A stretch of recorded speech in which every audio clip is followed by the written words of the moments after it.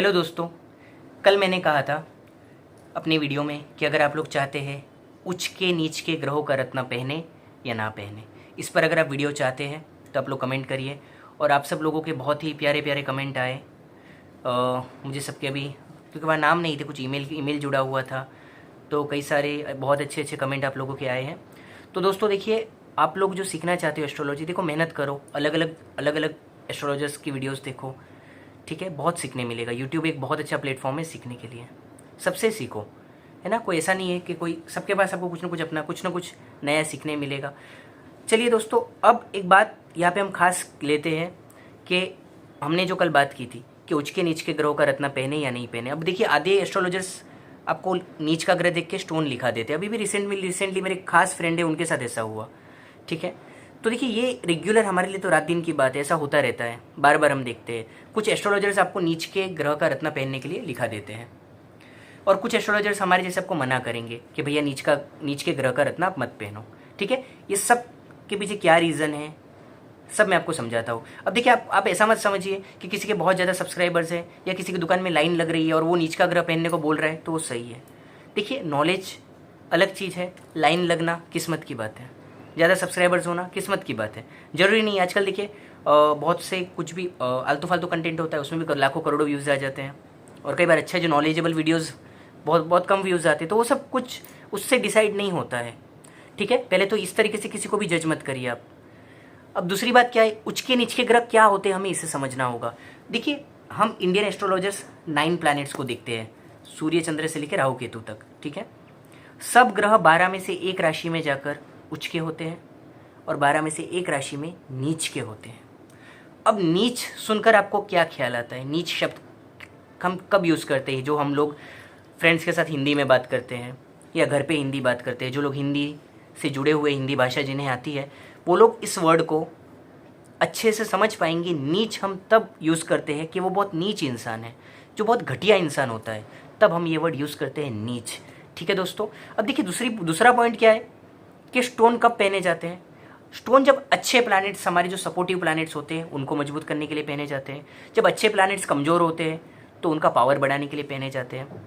अब जब कोई प्लैनेट नीच का हो चुका है, यानी कि वो बहुत ही ज़्यादा नेगेटिव हो चुका है, ठीक है, एक कॉमन हमारी लैंग्वेज में बोलूँ तो नेगेटिव हो चुका है, तो उसका पावर नहीं बढ़ाना है।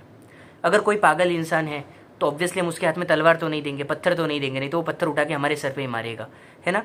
तो आप लोगों को ये बात ध्यान रखनी है कि अगर किसी की भी कुंडली में आपकी नीच का ग्रह है तो उसका अगर कोई स्टोन पहना रहा है तो देखिए, वो एस्ट्रोलॉजर क्यों पहना रहा है।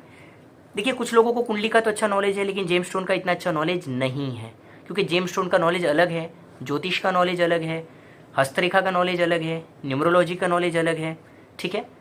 सब अलग अलग पढ़ाई है। जैसे एक दांत का डॉक्टर होता है, एक आँख का डॉक्टर होता है, एक हार्ट स्पेशलिस्ट होता है, जैसे अलग अलग डॉक्टर्स होते हैं। देखिए, वो तो दिखावा नहीं करते, वो खुद बोल देते आप कुछ और सब्जेक्ट पूछो, वो बोलते भैया मैं नाम लिख देता हूँ, अब दूसरे डॉक्टर के पास चले जाओ। वैसे एस्ट्रोलॉजी में भी बहुत सारे अलग अलग विभाग हैं, ठीक है। पर होता क्या है, सब कुछ जुड़े हुए हैं, जैसे रत्न का, कुंडली का जुड़ा हुआ है एक दूसरे से। तो जो उन एस्ट्रोलॉजर्स के पास हो सकता है कुंडली का नॉलेज अच्छा हो या नहीं हो, ठीक है, वो अलग बात है, लेकिन जेम्स स्टोन का नॉलेज तो 100% नहीं है, इसीलिए वो नीच के ग्रह का रत्न पहना रहे हैं, इसमें कोई डाउट नहीं है। चाहे उनके ज़्यादा सब्सक्राइबर्स हो, चाहे उनके पास लाइन लग रही हो, ठीक है, उससे कोई फ़र्क नहीं पड़ता है, नीच के ग्रह का रत्न पहनाया नहीं जाता है। अब देखिए, दूसरी बात कि अब नीच के ग्रह जो है वो कहाँ कैसे होते हैं, मैं आप लोगों को नंबर बताता हूँ। मैं आप लोग को यहाँ पे फ़ोटो भी रख दूँगा, ठीक है। उच्च नीच के ग्रह का मैंने क्लासेस वाला वीडियो भी बनाया था, ठीक है। अब मैं इसके अंदर आप लोग के लिए एक फ़ोटो भी रख दूँगा। अब मैं जो नंबर बोलता हूँ सुनते जाइए, अपनी कुंडली खोल के बैठ जाइए, आराम से आप खुद चेक कर लेंगे। सिंपल लैंग्वेज में बोलता हूँ, एस्ट्रोलॉजी का ए भी नहीं आता है ना, वो इंसान भी उच्च का नीच का चेक कर लेगा, ठीक है। मैं सिंपली बोलता हूँ, वो आप करते जाइए। देखिए, अब सूर्य से शुरुआत करते हैं। अगर आपको सूर्य चेक करना है तो देखिए, सूर्य 7 नंबर में अगर आपकी कुंडली में कहीं भी बैठा है ना, आपकी कुंडली निकालिए, आपके बच्चों की कुंडली निकालिए, आपकी फैमिली की कुंडलियाँ निकाल के यहाँ पे वीडियो पॉज कर लीजिए, सारी कुंडलियाँ निकाल के बैठ जाओ। अब सब लोग चेक करो आप लोग, अगर सूर्य 7 नंबर में है तो वो नीच के हो जाएंगे, ठीक है। और अगर चंद्रमा 8 नंबर में कहीं भी, पूरी कुंडली में अलग अलग जगह होगा सबका, 8 नंबर में है ना, तो आपका चंद्र नीच का है, ठीक है। आपका मंगल अगर 4 नंबर में कहीं भी बैठा है, 4 नंबर, और कौन सा चार्ट देखना है, लग्न कुंडली, अपनी कुंडलियाँ निकालिए, भले कंप्यूटराइज हो, भले हाथ से बनी हुई हो, डजेंट मैटर, सब चलेगा। चाहे अपने ऑनलाइन में एस्ट्रो सेट डाउनलोड कर लो, अच्छा प्लेटफॉर्म है, फ्री प्लेटफॉर्म है, फ्री में कुंडली बना सकते हो, और क्या चाहिए, है ना। तो उसमें आप लिख लो, भले उसमें भले आप कुंडली डाल दो, ठीक है। उसमें आप कुंडली डाल के देखो, फिर चेक करो चंद्र अगर आपके 8 नंबर में कहीं भी, पूरी कुंडली में, लग्न कुंडली चेक करना, दूसरी कुंडलियों में मत जाना, ठीक है। अगर 8 नंबर में बैठा है तो चंद्र नीच का हो जाएगा। मंगल 4 नंबर में है, नीच का हो जाएगा। बुध अगर आपका 12 नंबर में है, बहुत सिंपल लैंग्वेज में बता रहा हूँ, कुछ आने की ज़रूरत नहीं है, सिर्फ इतना ही ध्यान में रखो, क्योंकि अभी आपको पूरा सीखना है। तो जो मेरे नए चैनल पे मैं उस पर भी वीडियोस बनाऊंगा, वो सीरीज़ में कंटिन्यू करूंगा। बुध अगर 12 नंबर में है तो नीच का है। जिससे एस्ट्रोलॉजी नहीं सीखना है, खाली अभी अपने जानना है नीच का ग्रह कौन सा है, और अपने पन्ना पहना है ना। बुध अगर 12 नंबर में और अगर पन्ना पहना है तो नहीं पहनना चाहिए। गुरु, देखिए अगर किसी किसी की कुंडली में क्या होता है, कभी कभी ऐसे हाउस में पावरफुली नीचभंग हो जाएगा, तो वो स्टोन पहनेगा तो उससे नुकसान भी नहीं महसूस होगा, ठीक है। तो वो एक नीचभंग पूरा अलग कॉन्सेप्ट है, वो बहुत डीप कॉन्सेप्ट है, सबसे ज़्यादा कॉम्प्लिकेटेड कॉन्सेप्ट है, ठीक है। उस पर अलग वीडियोज़ बन सकते हैं, ठीक है। तो वो पूरा अलग टॉपिक है, हम इसमें बीच में नहीं लेंगे, वरना हम लोग हमारे टॉपिक से भटक जाएंगे। गुरु ग्रह जो है, अगर आपकी कुंडली में 10 नंबर में कहीं लिखा हुआ है तो नीच का है, ठीक है। शुक्र ग्रह अगर 6 नंबर में कहीं भी लिखा है तो नीच का है। राहु अगर 9 नंबर में है तो वो नीच के हैं। राहु अगर 8 नंबर में है या 9 नंबर में है, दोनों जगह ही हम उसे नीच का मानते हैं। और जब राहु नीच का होगा, ईजी तरीका बताता हूँ, केतु भी 7वें नीच का हो जाएगा।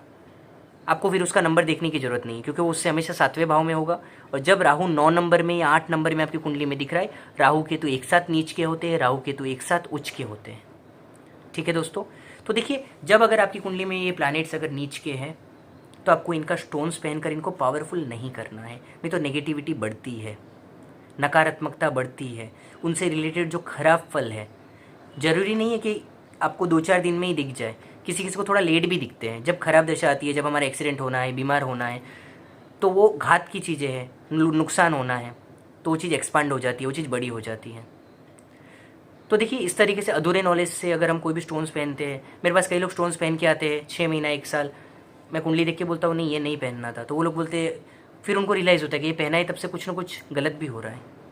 एकदम से उनका दिमाग नहीं चलता है, क्योंकि कहीं भी किसी पर ट्रस्ट करके उन्होंने पहना होता है, तो एकदम से उनका दिमाग वहाँ पे नहीं जाता है।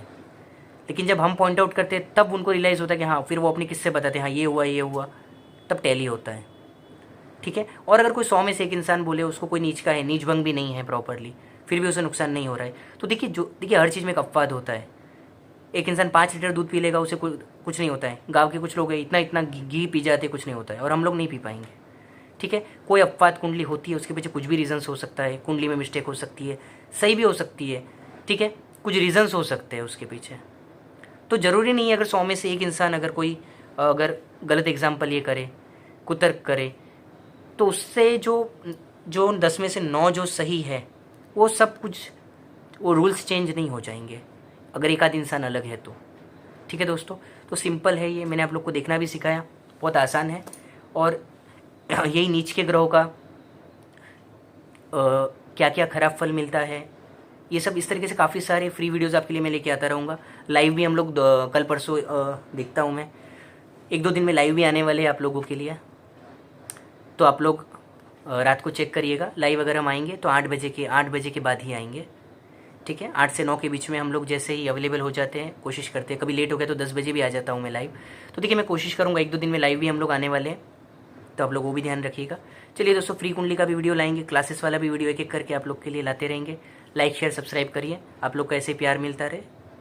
चलिए दोस्तों, थैंक यू, बाय बाय।